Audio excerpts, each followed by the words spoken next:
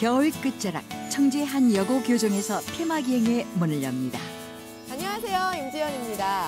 저는 오늘 이곳에서 저와 함께 여행을 떠날 분을 만나뵙기로 했거든요. 바로 소개해드릴게요. 어서 오세요, 교수님. 반갑습니다. 네, 학교예요. 방학이라서 그런지 학교가 좀 썰렁하다라는 느낌이 드는데 왜 굳이 이곳에서 만나자고 하셨어요? 예, 이곳은 현재는 1층 여중고지만 네. 청주의 근대화의 상징인 건물들이 여기에 상당히 여러 동이 밀집해 있습니다. 네. 그래서 오늘 시작, 근대 건축의 출발점을 여기서 시작하는 게 가장 의미가 있는 일이죠. 그렇군요. 근대 문화유산이라고 하면은 거의 100년을 거슬러 올라간다고 생각하면 되겠네요. 오늘 여행 아주 기대가 됩니다. 예, 저와 함께 기대가 됩니다. 저와 함께 시간 여행 떠나보시죠. 예. 100여 년 전 이 땅에 근대 문물이 들어오면서 새로운 집들이 나타났습니다. 어느덧 그 건축물들을 문화재로 인식하게 됐습니다. 충북의 근대 문화유산 중에서 건축물만을 찾아 떠나는 폐막여행, 지금부터 함께 하시죠.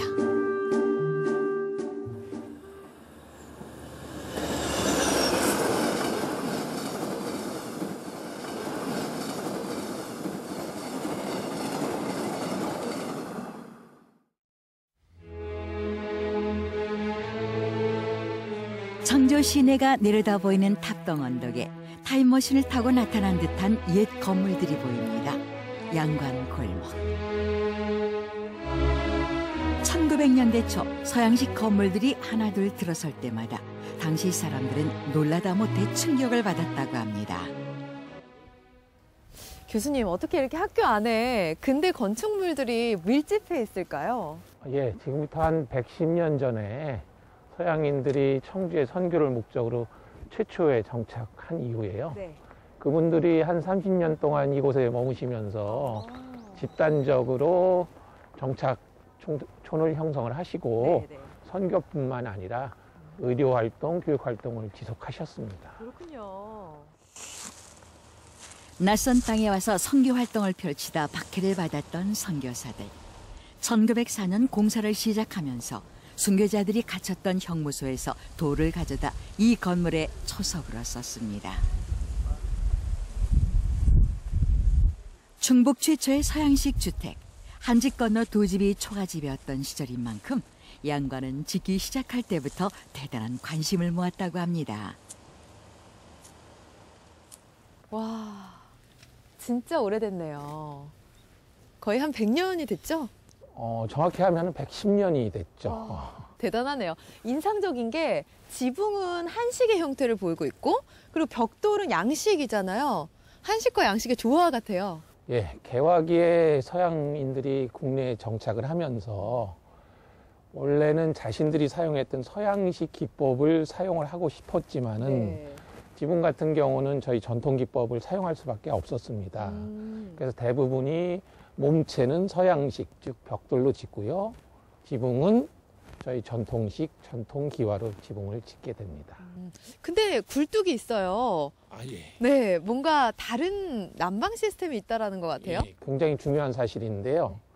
이게 아무래도 서양식으로 짓다 보니까 저희 전통 온돌 난방을 하기에는 좀 문제가 있습니다. 그래서 서양인들이 서양식 보일러 시스템을 들여와서요.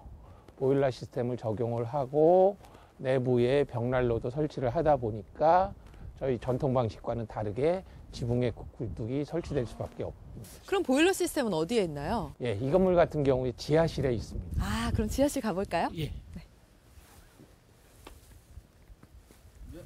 전통 가옥에서는 볼 수 없는 지하 공간. 비밀의 공간으로 들어서듯 한 계단 한 계단 내려갈수록 점점 더 설렙니다. 창고와 보일러실로 쓰였던 지하 공간은 생각보다 넓었습니다. 지현 씨 이쪽으로 한번 와보시죠. 네. 신기하죠? 이게 뭐예요? 예, 이게 굴뚝인데요. 네. 이게 서양식으로 집을 짓다 보니까 지하실에 보일러를 설치할 수밖에 없었고 아마 여기에 보일러가 설치됐던 것으로 추정이 됩니다. 그럼 여기다 이제 장작 같은 걸 때우는 거예요? 그렇죠. 그래서 이 굴뚝이 1층, 2층 다 연결이 돼서 실내에 난방을 했던 거죠. 1906년 당시의 상태가 그대로 보존돼 있기 때문에 눈길 가는 곳이 많습니다. 예, 이게 원래 지하실에 설치된 벽체고요. 그 당시에 있었던 그대로 보여주기 위해서 지금 이렇게 앞에 유리벽으로 안이 보이도록 저희가 보수를 한 거죠. 그리고 이것도 신기한데요? 예, 이게 우리 전통 마루 기법하고는 좀 틀리게 서양 애들이 서양식 마루 기법으로 건축을 한 겁니다. 그래서 이게 지금 지하실 천정이지만 1층에서는 바닥이 되게 됩니다. 아, 이게 다 받쳐주는 거군요. 당시로서는 상상도 못한 건물 구조. 1층은 또 저희가 어떨까요? 1층 공간을 둘러보고 있는데 이곳은 어떤 용도로 사용된 곳일까요? 예, 이게 원래 선교사들이 거주하면서 업무도 보다 보니까요. 외부인이 왔을 때 대접하는 장소로 주로 사용이 됐습니다. 그래서 응접실, 거실, 저 뒤쪽에 서재, 그 다음에 식사를 할 수 있는 식당이 있던 것으로 추정이 됩니다. 확실히 들어와 보니까 한식과는 다른 것 같아요. 예, 전혀 다르죠. 네. 예, 그러니까 서양식 공간과 기법을 그대로 들여와서 1층을 구성을 했던 거죠. 2층 주택이 처음 나타났을 때 사람들은 어떻게 오르내리는지 가장 궁금해했답니다. 계단실을 지나 2층에 올라서니 다락방이 나타나는데요. 지붕 구조가 그대로 드러나는 천장과 햇빛이 쏟아져 들어오는 침실의 위치가 보입니다. 서양식으로 치면 다락방 있죠? 네, 다락방 같아요. 지연 씨, 이게 주택에 꼭 필요한 건데 이게 과연 뭘까요? 글쎄요. 힌트를 좀 더 주세요. 글쎄요, 이게 당시로서는 청주에 최초로 설치된 설비거든요. 혹시 여기가 침실 공간이니까 화장실 아닐까요? 예, 맞습니다. 오. 예, 이 서양식 주택이 청주에서 최초로 지어진 것도 유명하지만 당시로서 수세식 화장실을 설치했다는 건 굉장히 획기적인 일이었죠. 굉장히 놀랍네요. 그러면 이게 여기에 이제 양변기만 올려지면 지금 저희가 사용하는 화장실과 똑같은 거죠? 예, 그렇죠. 예, 변기, 그 다음에 세면기, 뭐 이런 게 설치가 돼서 당시에 서양식 위생 설비가 청주에 최초로 선보인 예가 됩니다. 네. 그럼 여기는 뭐였을까요? 이게 아마도 변기 하수 배관으로 추정이 되고요. 이 옆에 가는 관은 그 당시에 수도 배관이었던 것으로 추정이 됩니다. 진짜 신기하네요. 지붕 밖으로 난 앙증맞은 창문도 보입니다. 교수님, 이 창은요, 제가 동화 속에서 봤던 그 모습 그대로인 것 같아요. 사실 이런 예쁜 창이 있는 방에서 다락방 있잖아요. 그런 데서 되게 살아보고 싶었거든요. 이게 지붕 구조는 한옥 구조지만은요. 이게 서양식 다락방 구조를 취하다 보니까 서양식 다락방에서나 볼 수 있는 맞아요. 이런 작은 예쁜 창들이 형성될 수 있는 거죠. 두 사람이 집 구경에 빠져 있는 사이 지난날의 양관을 기억하고 있는 분이 찾아왔습니다. 네, 감사합니다. 교장 선생님 같은 경우에는 이곳에 오시면 여러 가지 추억들이 많이 떠오를 것 같아요. 이곳과 어떤 인연이 있으신가요? 예. 57년도 제가 5살 때로 기억이 되는데 저희 아버님께서 운전을 하셔가지고 여기에 사시는 마지막 사셨던 도민이 선교사 네. 그분이 여자 선교사시거든요. 예. 처녀 선교사신데 운전을 못 하셨어요. 그래서 이제 선교 활동을 할 때 이동을 해야 되는데 이 기사가 필요해서 제 아버님이 여기 기사를 좀 전용 기사를 하셨어요. 그렇군요. 그래서 이제 저를 이 선교사님이 자식같이 귀여워해 주셔가지고 자도 이렇게 불러주셔가지고 여기 와서 놀던 기억이 납니다. 그럼 자주 방문을 하셨을 텐데 이곳에서 뭐 하고 노셨어요? 여기 오면은 이 집에 아이가 있는데 그 아이의 생일이라든가 그다음에 크리스마스라든가 그 어떤 특별한 날이 있으면은 저희들을 초청해 줬습니다. 여기서 해가지고 이 부엌에서 지금 생각하면 아마 오븐 같아요. 거기에서 그 생과자 이것을 구워가지고 내주시기도 하고 그다음에 얼음을 갈아가지고 아이스크림 그때 당시에는 아이스크림이 전혀 없었거든요. 그런데 그런 지금 나오는 그런 아이스크림도 먹었던 기억이 나고 그다음에 그 칠면조 그것을 삶아가지고 뷔페식으로 이렇게 늘어놓고 그걸 먹기도 했습니다. 제가 고기를 그때는 네. 잘못 먹었으니까 그 고기를 좀 많이 먹으면 선교사님이 선여봐 그거 배탈 나니까 조금만 먹어라 그렇게 하면서 이렇게 지도해 주셨던 그런 생각도 나고 그렇습니다. 그러면 누구보다 빨리 서양 요리를 접했다라고 볼 수가 있을 텐데 친구들이 굉장히 부러워했을 것 같아요. 예, 학교에 가서 자랑하면은 친구들이 엄청 부러워했죠. 그리고 네. 그때 당시는 남 집에 초대하는 것도 별로 없었지 않습니까? 그렇죠. 그런데 초대받아서 맛있는 거 먹고 그렇기 때문에 제가 어려서는 그런 날이 기다려졌습니다. 주방으로 들어가 봅니다. 수도를 설치한 입식부엌은 110년 전 처음 선보인 것입니다. 권 교자는 오븐의 위치까지 생생하게 기억하고 있는데요. 바둑판 문양의 바닥 타일도 1950년대 모습 그대로랍니다. 직접 수거한 건데 이 위에 문을 이게 열어서 달았다는 그런 장치로다가 알고 있습니다. 환기창과 여닫는 장치부터 문을 열면 자동으로 닫히는 경첩까지 1900년대 초엔 놀라움 그 자체였을 겁니다. 여기가 식당입니다. 네. 주방이고 식당. 와, 그래서 그렇군요. 여기에 네. 지금 이 기둥이 있지만은 여기에 식탁이 이렇게 여기 놓여 이렇게. 있고 의자가 이제 이 창문도 창문에는 창호지 대신 훤히 보이는 유리가 끼워져 있고 위로 올려서 여는 순간 얼마나 신기했을까요?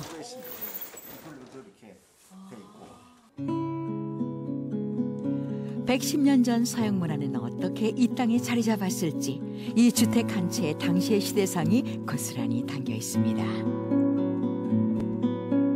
1920년대 근대 주택은 어떻게 변모했을까요?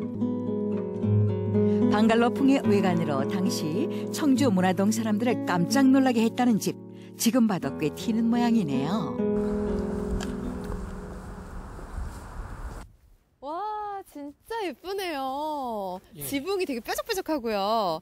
달력 속에서 본 듯한 그런 느낌인 것 같아요. 예, 이 집은 1924년에 조선금융조합 연합회 네. 청주 지부장 사택으로 지어진 주택 건물입니다. 네.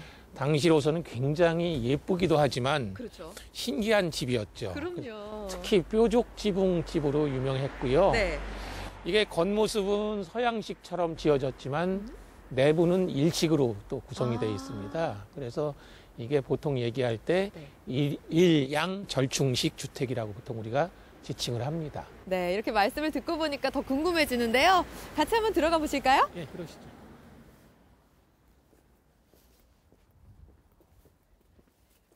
등록문화재로 지정된 이 집은 건축사를 연구하는 데도 중요한 자료가 되는 주택이라는데요.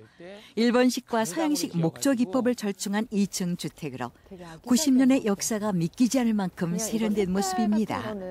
칠한 거죠. 예능원이라고 해가지고. 1950년대에는 결혼식장으로 쓰이기도 했고 지금은 음악학원이 들어서 있습니다.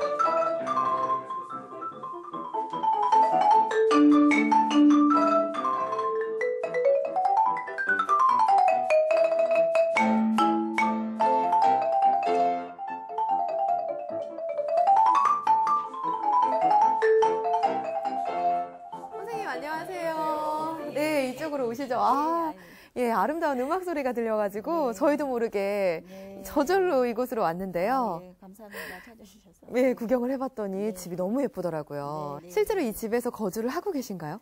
아, 예. 제가 이렇게 역사가 오래된 집에서 처음에는 잘 몰랐었는데 살다 보니까는 정말 역사가 있는 집에서 제가 살고 있더라고요. 얘기를 듣고 보니까 집안 내부가 어떨지 굉장히 궁금한데 혹시 좀 보여주실 수 있을까요? 다는 안 되겠지만 조금만. 감사합니다. 겉모습만큼 내부도 특이할까요? 1층은 복도를 중심으로 양쪽에 방이 있고 복도 끝에는 부엌이 있는데요. 좀 좁아 보이는 부엌 한가운데엔 기둥이 있습니다. 네, 이렇게 쭉 둘러봤는데 이 기둥은 어떤 건가요? 이 기둥이 없으면 좀 거실 겸 해가지고 좀 넓게 쓰지 않을까 싶어. 그러게요. 없애달라고 요구를 했었었는데 예, 교수님이 아시다시피 이 기둥이 없어지면은 집이 무너지기가 쉽대요. 이게 나무로만 엮어서 만든 집이기 때문에 네. 없앨 수가 없다 해가지고 예, 좀 불편하지만 이걸 지금 유지를 하고 있습니다. 예. 그래도 나름 이 기둥을 잘 활용하셨네요, 여기. 가족의 역사가 나와 있어요. 맞아요. 건축 당시부터 손님을 맞이하는 공간으로 쓰였다는 2층으로 올라가 보는데요. 비밀의 공간 같은데요. 일본식 가옥 구조를 보여주는 2층은 그 사이 조금씩 개조해서 쓰고 있는데도 군데군데 일본풍의 흔적이 보입니다. 방도 있고 여기도 방 안의 벽과 천정이 눈에 띄는데요. 뾰족한 지붕의 모양이 그대로 드러납니다. 저희는 이렇게 90년이 넘는 흔적들을 엿볼 수가 있어서 너무 좋았는데 아무래도 좀 불편하거나 오래됐잖아요. 네. 그런 부분들이 있었을 것 같아요. 많이 추워요. 일단 좀 춥죠. 일본 사람들이 이 나무로 짓다 보니까요. 난방을 하더라도 일단 난방이 꺼지면은 다 밖으로 새더라고요. 예, 그게 좀 흠이라도 여름에는 좀 대신 좀 시원하고 공기가 좋고 그런 건 있어요. 그렇죠. 예. 이게 문화재로 또 지정이 됐다 보니까 함부로 보수를 할 수 없을 것 같기도 하고요. 또 이런 부분은 정부에서 좀 지원이 있어야 되는 건 아닌가 그런 생각도 들어요. 예, 그래서 정부에서는 2002년에 등록문화재 제도라는 제도를 도입을 했습니다. 그래서 그 제도의 근간은 여기 살고 계신 분처럼 소유자가 큰 불편을 느끼시거나 이럴 경우에는 원형 보존도 중요하지만 활용도 중요하기 때문에 소유자가 사시는데 지장이 없게끔 수리를 할 수 있게 했고요. 그다음에 그에 필요한 재정적 지원도 국가에서 해주기 때문에 소유주로서는 상당히 유리한 제도라고 하실 수가 있고요. 올해 이 주택도 그 제도를 활용을 해서 내부 개조를 한 걸로 알고 있습니다. 우암산 자락, 넓은 부지에 자리 잡은 또 다른 근대주택. 1939년에 지어진 충청북도지사 관사인데요. 역대 33명의 도지사들이 거쳐갔습니다. 앞쪽에 있는 서양식 건물은 적객과 회의를 했던 공적 공간이었고 뒤쪽에 있는 일본식 건물은 도지사가 생활했던 사적 공간이었는데요. 이 주택이야말로 충북도정의 진정한 상식이었습니다.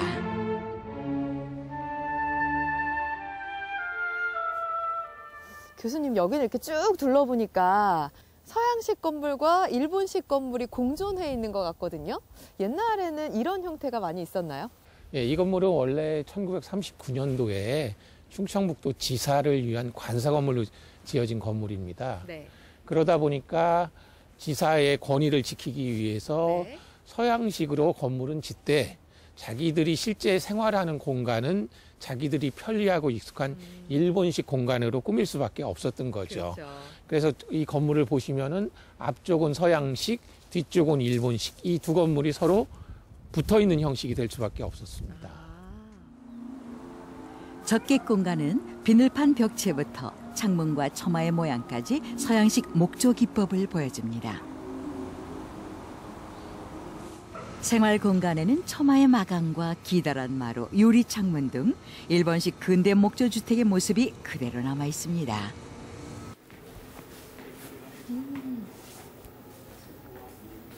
여기는 좀 천장이 특이한 것 같아요. 이렇게 다 개방이 되어 있으니까 아무래도 좀 훤히 들여다보이니까 공부도 많이 될 것 같고요. 한옥에서 봤던 형식이랑은 좀 많이 다른 것 같아요. 우리 한옥에서는 어느 집이나 가보면 대들보라고 해서 굉장히 큰 부재가 있는데 여기는 이 대들보 역할하는 부재가 보시다시피 상당히 가늘거든요. 그 대신 여러 개가 사용이 되어 있습니다.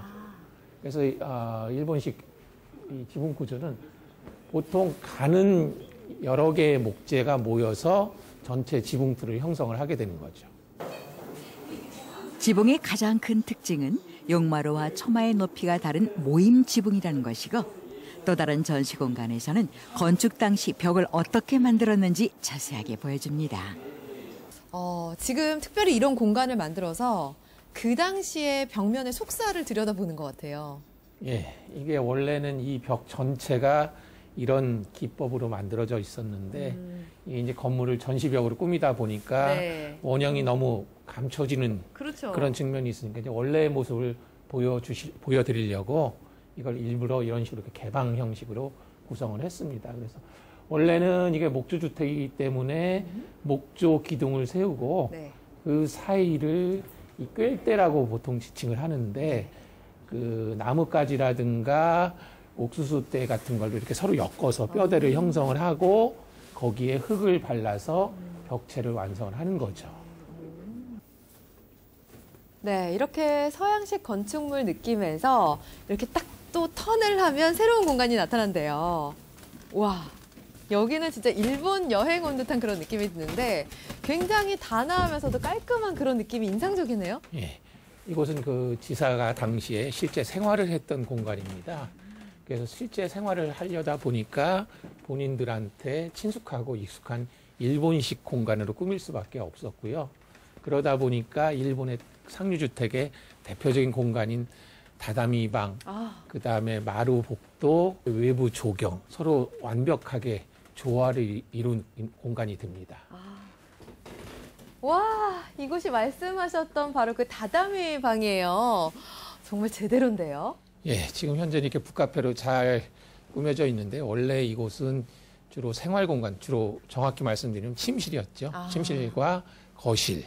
교수님, 이곳이 전형적인 일본 상류층 그런 주택의 모습이라고 하셨는데 어디서 그런 흔적을 찾을 수 있을까요? 예, 일본 상류층 주택에 보면은 네. 항상 어디나 이 도코노마라고 하는 공간이 있거든요. 지금은 이렇게 책꽂이로 사용을 하고 있지만은 네. 원래는 도코노마라고 하는 공간을 만들고 그 안에 족자나 꽃꽂이나 뭐 이런 것을 걸어서 그 집에 사는 분의 명예와 또는 권위를 과시하는 수단으로 활용을 했었습니다. 네, 교수님, 근데 이쪽 문양도 좀 특이하거든요. 이거는 어떤 거예요? 예, 일본식 주택 방을 보시면은 네. 이렇게 중간에 칸막이를 설치해서 열었다 닫았다 하면서 실을 구분을 해서 사용을 하는데요. 네. 대개 상류주택에 보면 그 상부에 이런 목조로 장식을 하게 됩니다. 장식이군요. 예. 이게 장식도 역시 그 가문의 부와 명예를 과시하기 위해서 장식을 하는데 여기는 비교적 단순하게 돼 있고요. 네. 다른 상주택 같은 경우는 굉장히 복잡한 그림처럼 목조 조각으로 장식을 하는 경우가 있습니다. 네.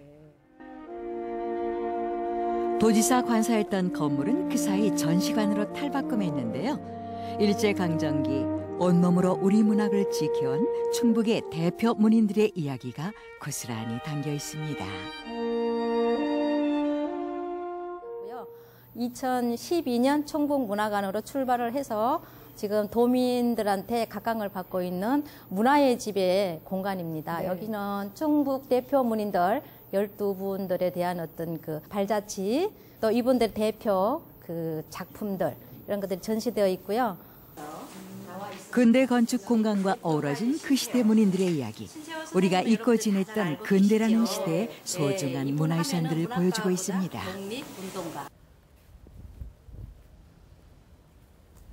교수님, 이렇게 충북문화관을 둘러봤는데요. 정말 운치 있는 문화의 공간으로 재탄생한 것 같아요. 옛 도지사 관사를 이렇게 활용하면 된다. 그런 좋은 활용의 예를 본 것 같은데요. 예. 근대문화재는 보존도 중요하지만은 활용도 상당히 중요합니다. 그렇죠. 이 건물 같은 경우에는 과거에 지사만을 위한 공간이었다면은 이제는 일반 시민들을 위한 문화의 공간 또는 개방된 공간으로서 충분히 활용 가치를 높여서 아주 중요한 예를 제시를 하고 있는 거죠. 네, 맞습니다. 살아있는 근대문화유산을 만나는 여행의 첫날이 저물어갑니다.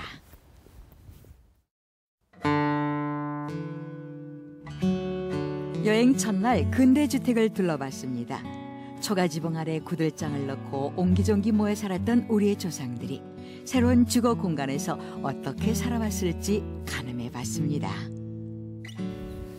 교수님, 어제는 연도별로 주택을 좀 살펴봤는데요. 오늘은 좀 특별한 용도의 건물을 좀 알아보고 싶어요. 예, 오늘은 양관 중에서도 네. 병원 건물로 사용됐던 건물을 보고요. 네. 그다음에 관공서 건물, 그 다음에 성당 같은 종교용 건물을 좀 보려고 합니다. 네, 알겠습니다. 계단이 붉은 벽돌 건물은 어제 봤던 주택과 다른 느낌인데요. 1912년에 완공한 이 양관은 당시 충북 최초로 근대적 면모를 갖춘 병원이었고 여기서 주로 어려운 처지의 환자들을 진료했다고 합니다.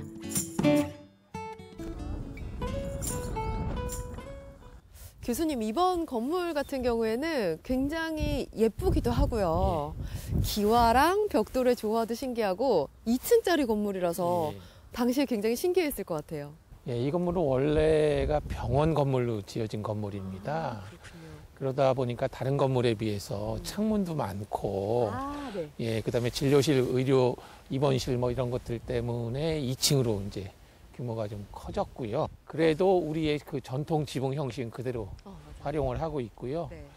저 아치나 기둥 같은 부분에는 벽돌, 회갈색 벽돌을 사용했기 때문에 붉은 벽돌과 조화를 이루면서 건물이 굉장히 예뻐 보이죠. 그러네요. 예, 이 양관의 6동 건물 중에서 가장 예쁜 건물이기도 합니다. 진짜요. 사진 찍고 싶을 정도로 예뻐요. 예. 네. 이 빨간 벽돌 건물에서 진짜 파란 눈의 같아요. 의사와 이렇게 간호사들은 회갈색이랑 가난과 병고에 시달렸던 말씀하신 이 땅의 주황색 백성들을 벽돌이 어루만져 묘하게 주었습니다. 잘 어울리는 것 같기도 하고 그런 것 같아요. 지연 씨, 네. 이 건물에서 꼭 봐야 될 부분이 바로 여기입니다. 여기요? 예. 그냥 뭐 돌덩어리, 화강암 아닌가요? 예, 그냥 단순히 보시면 돌덩어리인데 이 돌에는 역사가 있습니다. 어떤 역사가 있나요?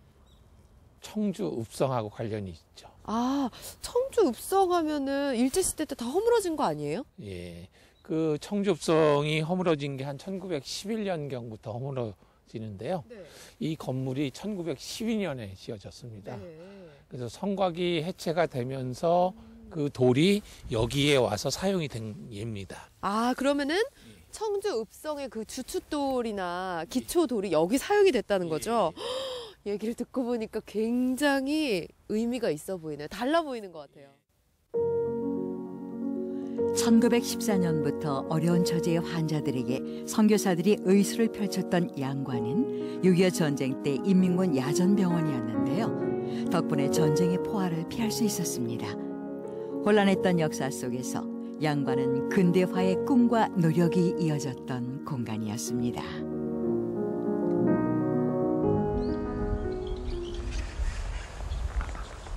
100년이 넘은 병원 건물에서 이번엔 100년의 역사를 자랑하는 학교를 찾았습니다. 세월과 함께 변한 학교 건물들. 그나마 다행히 운동장 한켠 아담한 건물에서 100년의 흔적을 만날 수 있었습니다.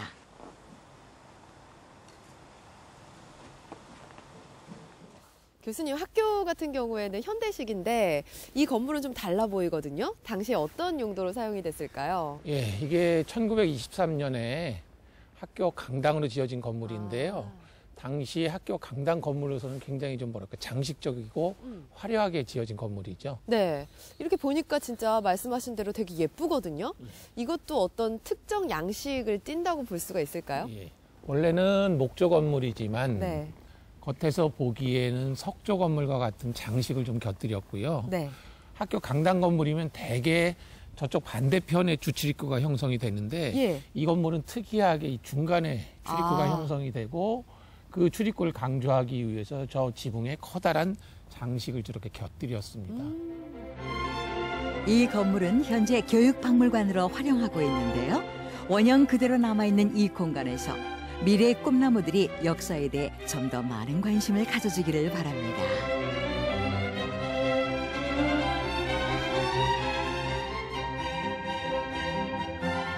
근대 건축기행의 길잡이들이 이번에 찾은 것은 충청북도청. 아니, 도청에 근대 문화유산이 있나요? 여기 왜 온 거예요? 아, 이 건물이요? 네. 충북 도청인데 1937년에 지어졌습니다. 그래요? 아니, 저는 사실 뉴스 할 때 늘 보던 곳이거든요. 근데 이렇게 오래된 건물인지 처음 알았어요. 예, 그 당시에 일제 강점기인데요. 네. 그 당시에 일본이 식민지 통치의 기반을 마련하기 위해서 한 30년 전으로 해서 각 지자체마다 이런 도청 건물을 많이 짓는데 아주 전형적인 그 당시에 많이 짓던 관공서 건물 스타일인데요. 이렇게 중앙에 현관부를 이렇게 약간은 좀 돌출을 시키면서 강조를 하고 좌우 대칭 형태로 건물을 짓게 되죠. 그 자체가 식민지, 제국주의의 아주 권위와 위험을 나타내는 아주 전형적인 스타일입니다. 그래서 건축에서는 이런 것들을 흔히 신고전주의 양식이라고 하고요. 이런 개발도상국의 관공서 건물에서 이런 양식이 아주 자주 나타납니다. 충북 지역의 행정 중심인 충청북도청. 80년 된 본관 건물을 중심으로 동관과 서관, 의회 건물까지 지으면서 지금의 규모를 갖추게 된 것입니다. 지난날 충북도청은 중앙공원 자리에 있었습니다. 1937년 잉어배미로 불리던 지금의 자리로 이전하면서 2층 슬라브 건물로 새로 지었죠. 지금의 3층 규모가 된 것은 1959년에 증축했기 때문입니다.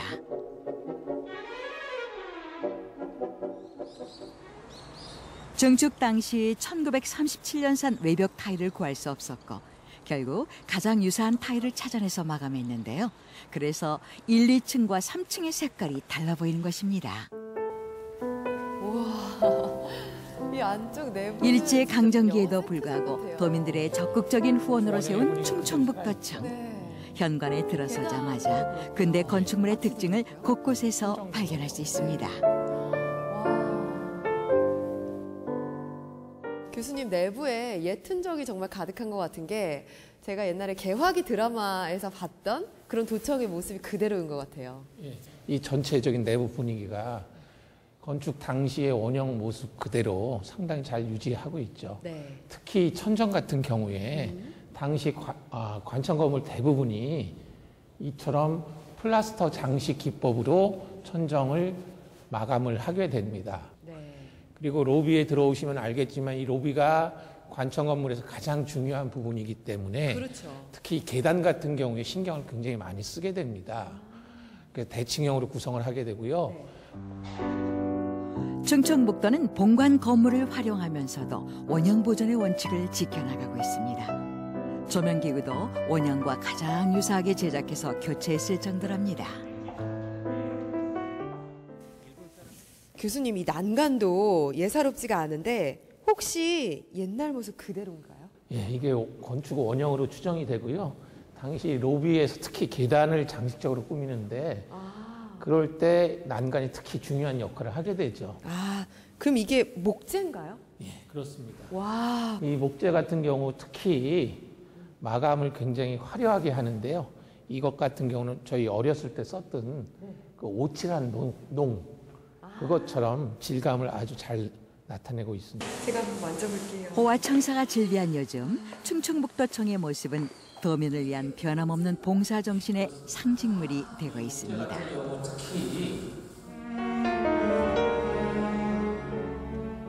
학교와 관청에 이어 또 다른 용도의 근대 건축물을 만나러 우암산 자락으로 가봅니다. 청주 시내가 한눈에 들어오는 곳에 80년 전에 지어진 성당이 있는데요. 주변보다 높은 입지로 종교적 신성을 표현하고 있습니다. 선교 초기부터 토착화에 중점을 둔 성공회 뜻에 따라 한옥 형식의 성당을 건축했습니다.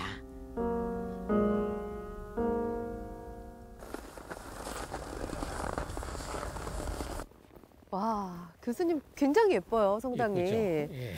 뭔가 한옥의 느낌이 나기도 하는데요. 그렇다고 해서 마냥 한옥의 느낌은 아닌 것 같고 뭔가 이색적이기도 하고 굉장히 이쁜데요. 국내 성공회 성당에 이런 유형들이 많은데요. 저희가 그냥 지칭하기는 한옥 성당이라고 지칭을 합니다.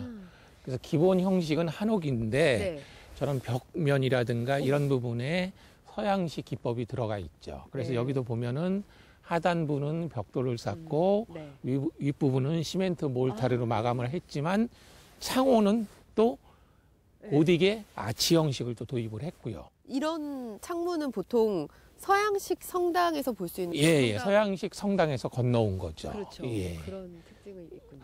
그래서 원래는 저 부분도 벽돌조로 하는데 여기서는 그것을 모방을 해서 목재 창호지만 형태는 아치 형태를 취하고 있는 거죠. 너무 예뻐요. 사진 한번 찍어야 될 것 같아요. 예. 내부는 더 예쁩니다. 그래요? 이 한옥 성당은 목재를 사용한 한옥 구조에 서양 바실리카식 평면 구성을 적용했습니다. 한옥 구조와 종교적 기능을 갖춘 내부 구성이 절묘한 조화를 이루고 있는데요. 들어서는 순간 저절로 숙연해집니다. 한옥의 모습이었는데요. 안에 들어와 보니까 성당의 느낌이 제법 많이 나는 것 같아요. 예, 서양의 성당하고 차이가 별로 없는 것 같죠. 네. 예, 이 한옥의 구조임에도 불구하고 사실은 성당의 구성과 상당히 유사할 수밖에 없었습니다. 네. 여기 중간에 커다란 신자석을 형성할 수 있고 양측의 복도를 형성할 수 있고요. 그 다음에 입구로부터 반대편에 제단을 형성할 수 있었고요. 이 모든 게 한옥임에도 불구하고 서양의 성당 구조와 상당히 유사했기 때문에 이게 1937년에 지어졌음에도 불구하고 한옥의 전통 양식으로 지으면서 서양의 성당 분위기를 그대로 구현할 수가 있었죠. 그대로 살려서 지었다. 성공회가 조선의 민중 속으로 스며들기 위한 노력을 한 것은 건물 구조에서도 드러납니다. 당시만 해도 남녀가 유별했던 시절, 신자석과 출입문도 남녀를 구분했다고 합니다. 예, 그렇죠. 예. 이렇게 오래된 한옥 성당이 그대로 남아있다 보니까 신자들이 굉장히 좋아할 것 같아요.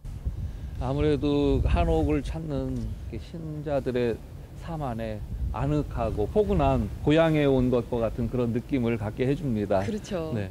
신앙생활 하는 데 있어서 이렇게 늘 자신이 어디서 왔는지를 회고하게 해주고 또 거기서 새 힘을 얻어서 세상을 살아나갈 수 있는 그런 지혜와 큰 힘을 받아서 나아가게 해줍니다. 그렇죠. 지금도 동서양 건축술의 융합을 시도하고 있지만 이렇게 훌륭한 결과물은 쉽게 찾을 수 없다고 합니다.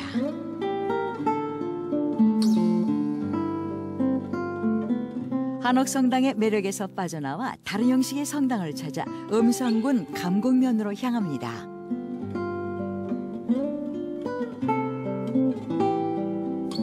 언덕배기에 웅장하고 당당한 모습으로 우뚝 솟은 감곡 성당도 근대문화유산입니다. 마치 유럽의 어느 마을에 와 있는 듯한데요. 충북 최초로 설립한 천주교 성당으로 그 역사는 무려 120년에 이릅니다.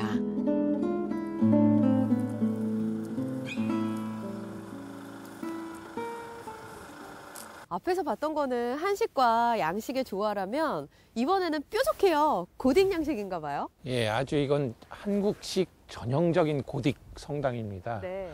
외관에 보시면 알겠지만 저 높고 뾰족한 종탑, 그 다음에 저 뾰족한 지붕, 네. 저 외관에 또 저 뾰족 아치처럼 형성된 창문, 이런 모든 것들을 봤을 때 네.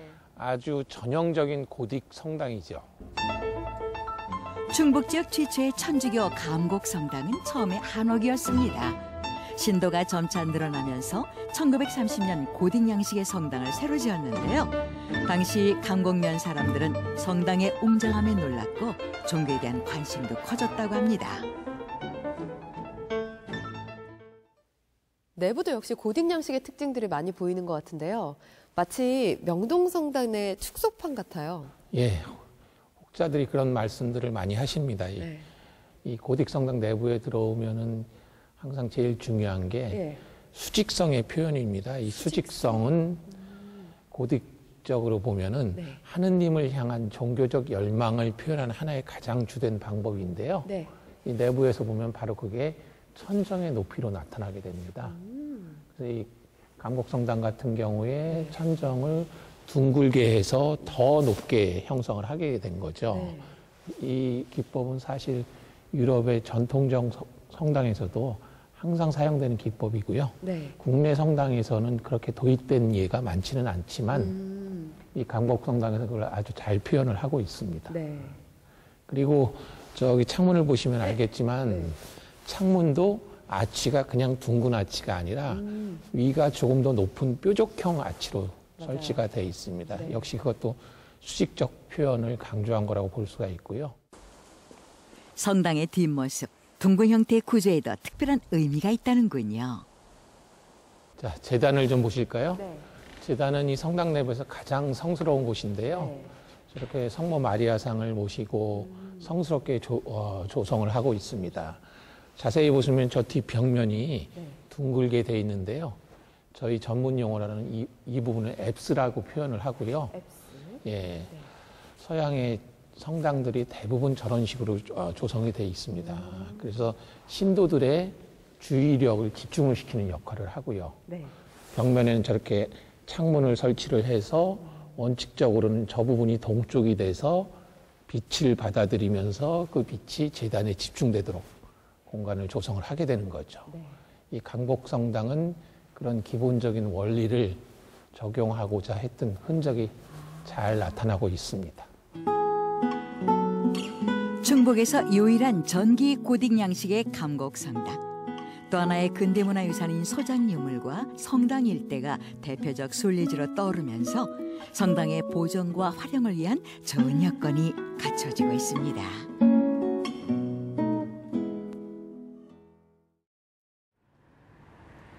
근대 건축기행 셋째 날.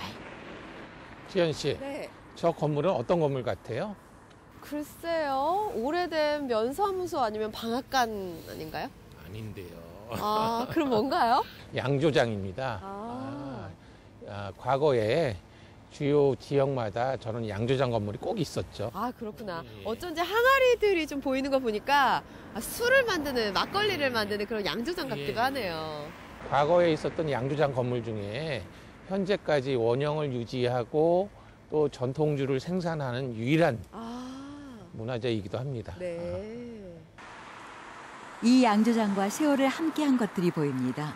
양조장보다 옷자란 측백나무. 건축 당시의 것 그대로인 외벽. 덩그러니 놓여있는 항아리까지. 들어서자 벽과 기둥에 배어있는 향긋한 막걸리 향이 진동합니다. 시커먼 흔적은 때가 아닙니다. 이 공간에서 대대로 살고 있는 누룩곰팡인데요. 바로 이것이 술맛의 비결이랍니다. 지붕 자체가 굉장히 높거든요? 혹시 2층이 있는 건 아닌가요? 아니고요. 와, 교수님 천정이 굉장히 높은 것 같거든요? 그 이유가 따로 있을까요? 예, 이 양조장에서는 균을 발효시키기 위해서는 적절한 건조와 환기가 굉장히 중요한데요. 네. 그 환기를 잘 하기 위해서는 지붕 일부를 이렇게 높게 형성을 해서 측면에 환기창을 설치를 하고 그래서 내부의 전체적인 순환 체계를 잘 구성을 할 수 있는 겁니다. 그러면 이제 맛있는 술이 만들어지기 위한 최고의 조건인 거죠? 그렇죠. 지금 건물 형태 자체, 내부 공간 구조 자체가 양조장에 아주 적합한 구성을 하고 있게 됩니다. 교수님 그럼 이제 공간을 좀 얘기를 해주세요. 예, 저희가 아까 들어온 현관에서 들어오게 되면은 네. 앞쪽에 제일 먼저 사무실이 있게 되죠. 네. 사무실이 있고요. 그 뒤쪽에는 이제 술을 실제적으로 생산하기 위한 생산 시설들이 있었죠. 80여 년 전부터 지금까지 이 종국실에서는 누룩과 고두밥을 배합하고 숙성시켜 왔습니다. 배합을 한 다음에 그 숙성을 시키는 과정입니다. 예. 발효실 성을 한번 보시죠. 발효실에 들어서면 시금털털한 누룩 냄새가 반겨집니다. 최적의 온도와 습도를 유지하며 발효 과정을 거쳐 술은 제 향과 맛을 찾아갑니다. 발효실 위에는 이 양조장의 비밀을 품은 특별한 공간이 있는데요. 천장 위에 두툼하게 채워놓은 왕겨가 발효실의 온도를 유지하는 비결입니다. 이게 오늘 갓 생산된 숙주입니다. 네. 여기 오셨어요. 맛을 보셔야죠. 드디어 맛을 보는 시간이 왔네요. 냄새가 굉장히 달달하고. 지금 갓 생산한 것이라 아마 탄산이 약간 모자랄 겁니다. 네. 아마 한 2, 3일 더 지나면 톡 쏘는 맛이 훨씬 더 맛있을 겁니다. 영동군 심천면. 이곳에 또 다른 근대 산업 시설이 남아 있습니다. 와, 여기가 우리가 말로만 듣던 그 간이역인가요? 예. 요즘에는 철도가 폐선이 되거나 뭐 기차가 자주 정차하지 않아서 폐쇄된 경우가 많은데요. 네. 이 심천역의 경우는 아직까지도 건축 원형을 그대로 보존하고 있고 네. 아직도 기차가 서고 승객들이 활용을 하고 그래서 더 의미가 있는 역입니다. 1934년에 지어진 심천역은 목조 건물의 특징을 그대로 보여줍니다. 매표구나 수화물 접수 창고는 투박한 모습 그대로입니다. 협의를 해서 화물을 이렇게 쭉 둘러보니까 벽이며 목재가 굉장히 낡아 보이는데 설마 그 당시의 모습 그대로일까요? 예, 그렇습니다. 자세히 보시면 알겠지만은 네. 이 목조의 서로 결합이라든가 부재 연결 상태를 보시면은 네. 당시에 사용됐던 기법 그대로 남아 있고요. 네. 대부분의 간이역이 이 뒤쪽에 이렇게 덧지붕을 형성을 하게 됩니다. 특히 심천역 같은 경우는 그 부분이 아주 원형 그대로 잘 남아 있는 예이기도 하고요. 그렇군요. 벽은 어때요? 예, 벽도 이 시멘트 모르타르 벽인데요. 당시에 목조 구조 밖에 시멘트 모르타르로 마감했던 형식이 그대로 남아있는 것으로 추정이 되고요. 색상은 좀 나중에 다시 칠한 것으로 추정이 됩니다. 네. 이곳을 지나는 기차는 바뀌어왔지만 역사는 영업을 시작했던 1905년에 멈춰 있습니다. 역사가 굉장히 소박하고 아늑한 느낌이 들어요. 시골의 사랑방 같은 느낌인데 옛날에는 이 심천역을 이용하는 사람들이 엄청 많았다면서요. 아, 네, 많았었습니다. 예전에 여기 가구수도 많았었고 유일하게 이용 수단이 열차다 보니까 네. 많이 있었습니다. 이곳이 번화가였다면서요? 네, 그렇죠. 역을 중심으로 많이 이제 지역이 발전하다 보니까 이쪽이 굉장히 중심가였었습니다. 그렇군요. 역장님, 그러면 네. 지금은 네. 하루에 기차가 몇 번씩이나 서나요? 아, 지금은 8회 정도로 운행을 하고 있고요. 예. 예전에 90년도만 해도 이쪽이 한 400명 정도 예. 이용하실 정도로 여기 규모가 컸고요. 예. 지금 현재는 한 50명 정도 이용하고 있습니다.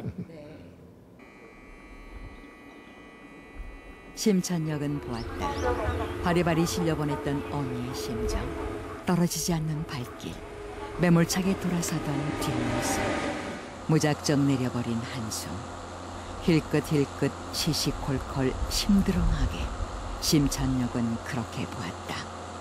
심천역이 목도했던 순간과 찰나 그 모든 것이 아쉽다. 잃고 싶지 않다.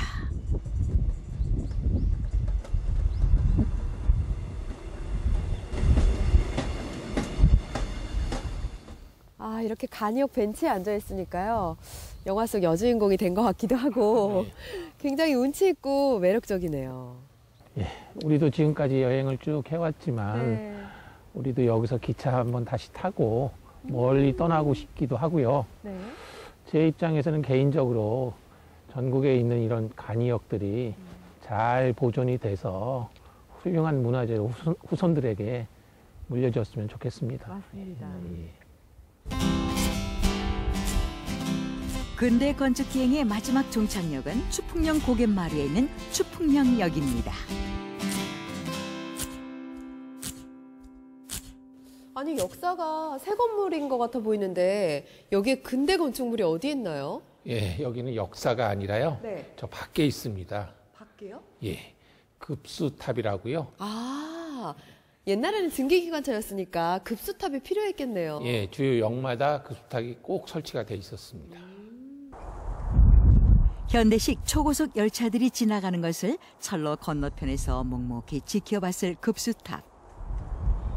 교수님 보니까 이 형태 자체도 좀 특이해 보이기도 하고 1층과 2층의 구조물이 좀 달라 보여요. 예, 대개 급수탑이 원통형으로 돼 있는데 이 추풍령역 급수탑은 이 사각형으로 돼 있는 게 굉장히 특이한 사례고요. 네.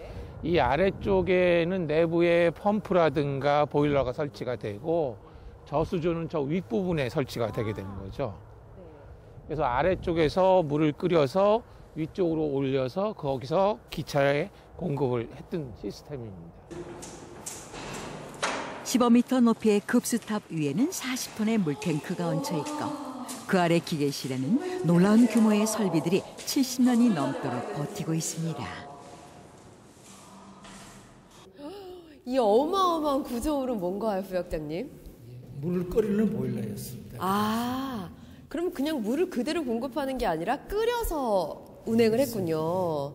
예, 이 급수탑 뒤편에 작은 저수지가 있었고요. 네. 그 그 저수지에서 물을 끌어들여서 끓인 다음에 상부에 물탱크를 올린 다음에 거기서 기관차에 이제 공급을 하게 되는 거죠. 그래서 이 보일러 설비하고 이런 펌프 같은 설비가 이 추풍역 급수탑의 경우 아주 잘 그대로 남아있는 경우가 됩니다. 전기기관차가 사라지면서 쓸모없어진 급수탑. 모관심과 방치의 세월을 묵묵히 견디고 이제는 근대문화유산이 됐습니다.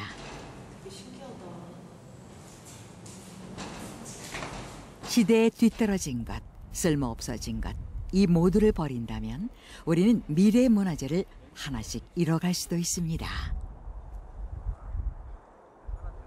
정말 이번 여행은요, 아는 만큼 보인다라는 말이 딱이었던 것 같아요.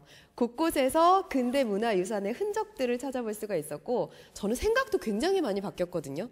사실 근대 문화유산 하면은 일제시대의 잔재라고 생각을 해서 거부감을 좀 갖고 있었어요.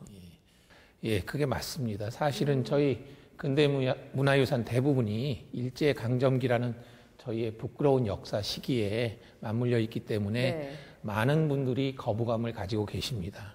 그렇지만 사실 넓게 보면 그 시기도 저희 역사의 일부이고 그 시기에 또 저희 조상들의 삶이 배어있는 유물이기 때문에 근대 문화유산도 가치가 있는 것은 사실입니다. 네, 맞습니다.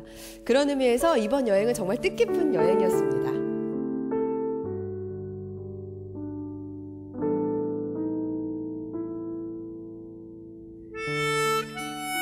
막연한 역사가 아니고 살아있는 흔적으로 과거를 전해주는 우리의 근대문화유산. 우리 곁에 가까이 있어 스쳐 지나가면서도 미처 몰랐습니다.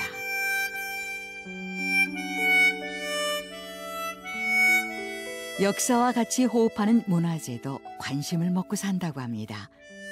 조금만 둘러보면 우리 곁에 소중한 근대 문화유산이 있습니다.